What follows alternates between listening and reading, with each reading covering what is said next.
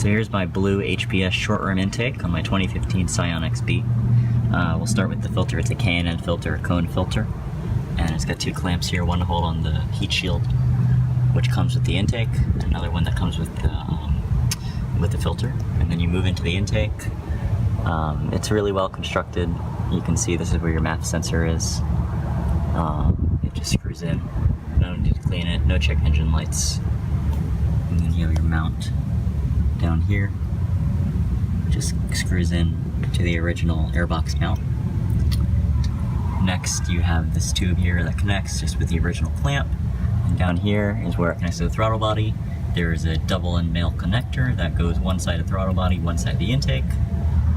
And it has two clamps that you tighten to seal it on there. It was super easy to install. It's pretty technical, but fairly straightforward. You just gotta be good with small things, and small hands would help too. So here's a clip of it running, a few revs, and then I'll take you on a drive.